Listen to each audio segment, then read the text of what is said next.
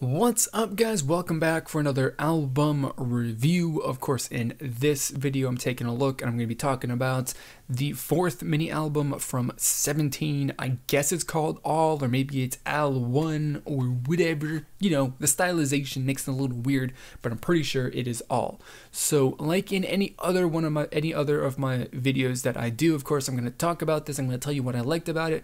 I'm going to tell you what I did not like about it, you know, and then of course we're going to talk about it. So if that is something that you're interested in, you want to hear me talk about whatever Korean music it is that I cover, then please consider clicking on the subscribe button down below so that you can hear more of what I've got to say in the future. So with that being said, let us get this one started. And I am going to lead off by saying that overall, I personally would think that this very well could be the best album from 17 yet. And I know that there are going to be plenty of people who are actual, like, you know, fans, that they stan 17, that are going to say this is probably the best album of the year. And I'm not really going to argue with that one way or another, because I do think that overall, you know, taking a look at the overall picture through all of the songs and on a song by song basis, it's very, very solid through every single song on this album. And that is really, really, really, really good.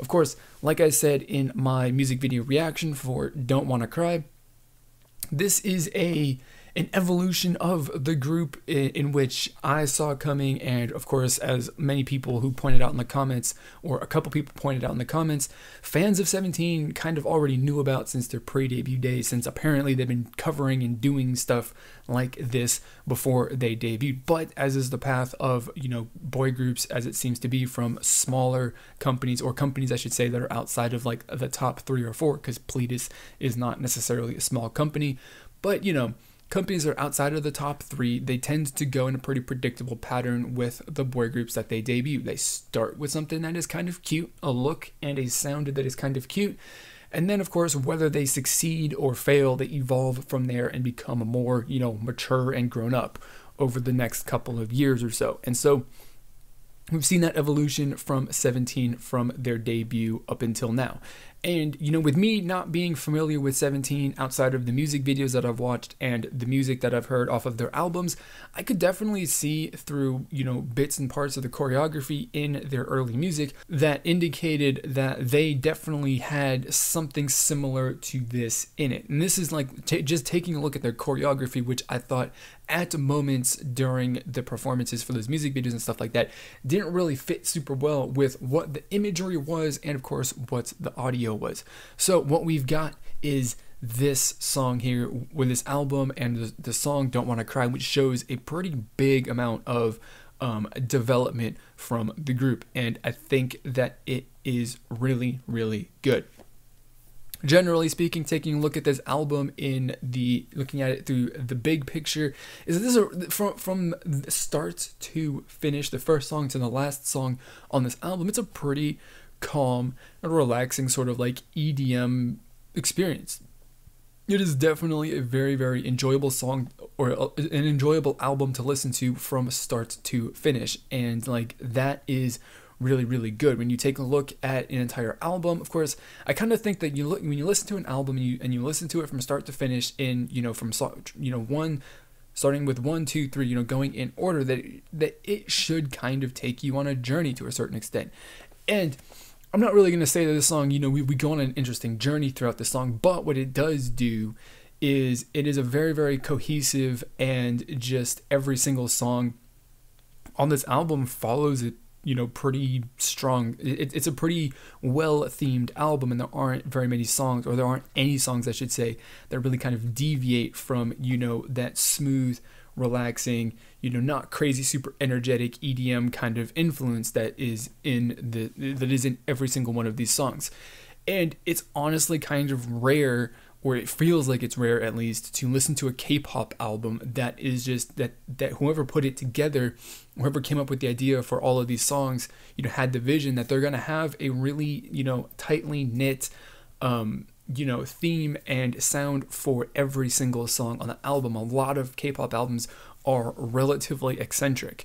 And that's not necessarily it's not really a good thing one way or another, but it's just, kind of something that makes it stand out a little bit because, a lot of other K-pop albums, they got a bunch of different sounds and styles of music on them very frequently. And this one is one sound, one style of music, and enough deviation in the sound and the way that those songs are done under that style of music that makes every song, unique in its own way. Whether that's a large difference or not really is kind of up to your personal, the way that you hear it. I personally don't think that for very many of the songs, like, the difference is a massive difference between every single song on this album, but it definitely is enough to make every single song unique in one way or another. And of course, that is definitely really, really awesome. And you kind of have to consider that if you're going to put out 5 songs, or maybe it's 6 songs, I don't remember how long this album is, that is, that fits under one theme, one genre of influence, it's a little it might be a little difficult to come out with songs that are actually unique from every other song on this album or on the album. And and actually managed to do that with this songs. So with this album, and that is really, really good. One of the only really drawbacks or the downsides that I can say that I'm not really a big fan of with this album is that I'm listening to this and I don't think that there's any one song on here that has any sort of significant hook to it. So there are plenty moments through the music track or whatever they're doing in the lyrics as far as repeating lines or just the way that lines come out as they're sung and stuff like that attempt to be, or that have the potential to be, something that is super, super catchy and is the highlight and the highest point of a song that's going to hook people's attention, that's going to hook people. But for me personally, there was no song that actually did that. Maybe I need to listen to those songs a little bit more for those things to actually work themselves into my brain a little bit more. But I've listened to it well enough or for plenty of times so to actually be able to present this review here. So I think that I've done enough. So I don't really know, but of course that's just when I'm hearing in my personal taste and how my brain is interpreting it. So of course what you think about these songs on an individual basis, or what you think the hook is on every single song, is definitely going to be different. And to kind of play that, and how this whole lack of a hook on any of these songs, and of course the overall general tone of this album, which is very, very laid back, kind of fits, and how you can apply that in the real world, is that this album, the songs on this album, I don't think are going to be a particularly good contender for me to just chuck into my just all-purpose K-pop playlist. These songs are gonna feel really, really out of place between two other K-pop songs, of course, that are going to be a drastically different style, not to mention that they're going to be a drastically different energy level. So, the best fit for these when it comes to a playlist potentially is either something that is just super, super well crafted, that you kind of have a planned order and flow as far as energy and styles and stuff like that you're going to listen to this playlist, following the order from start to finish, and you're not going to hit shuffle on it. Or you're just going to have to put it in a playlist with songs that are of a, similar energy level, I should say. Yeah, I think, or of course the third option, as what I did for the last, billion hours, is just listen to this album itself and just get the entire experience, kind of as it was intended with the, with the track listing. And really, that's not really that's a bad thing either, because they put out the album and these songs are supposed to be enjoyed together, so it wouldn't really make a whole lot of sense to me to not enjoy them, as one unit, right? So that is that. And I got one final point that I want to talk about just briefly and bring up, and people were very, very quick to point out and make it known on my reaction video that at least Don't Wanna Cry, probably the entire album in all honesty, was worked on in collaboration to a certain extent from somebody responsible for writing the music for the Chainsmokers. Of course, the Chainsmokers are a pretty popular, trendy at the moment, American pop group or whatever. And based on that, I was like, I guess I got to listen to them because, you know, because if they're like these guys or somebody, the producer for the Chainsmokers produced these songs, then I got to listen to these. And so I listened to the Chainsmokers, and I got to say that this album is essentially a Chainsmokers album done for 17.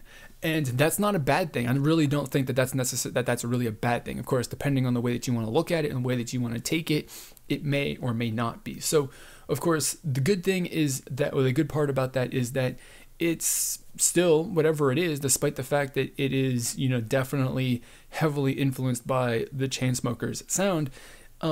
It's still something that is unique and different for 17. I wouldn't necessarily say it's anything radically different for K-pop as a whole, but for 17 as a group, it is still definitely different.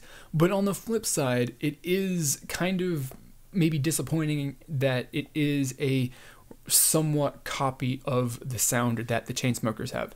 And I mean, I've seen K-pop fans get pissed most recently for Twice and their, you know, outer space, their, you know, space aliens concept, you know, and EXO fans got mad at JYP and Twice because they're copying their concept. So it's, I don't really know what the point I'm trying to make is, but of course, you know, it's like you copied a group, the song, the sound and all that stuff isn't like necessarily original. You didn't come to it on your own.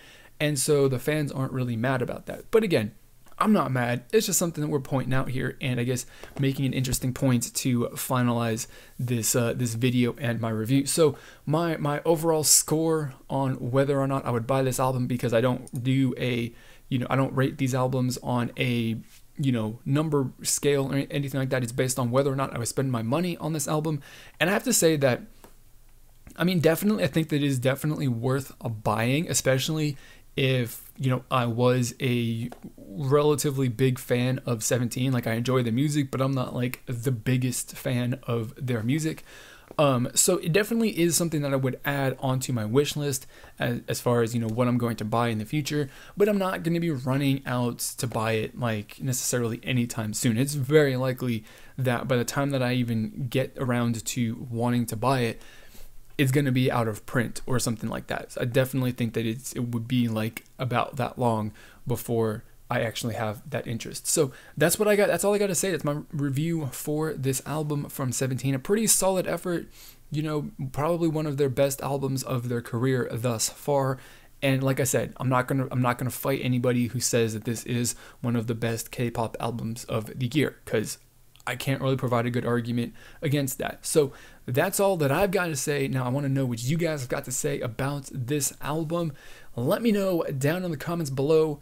You know, refute any of the points that I've made in this video. You know, that's what we're all about here. Some friendly discussion about our opinions, whether we agree or disagree. So if you want to join this community here where respectful and friendly discussion is encouraged, then please consider clicking on the subscribe button down below. So that is going to be it for this video. As always, I want to thank you for watching, and I'll see you all next time.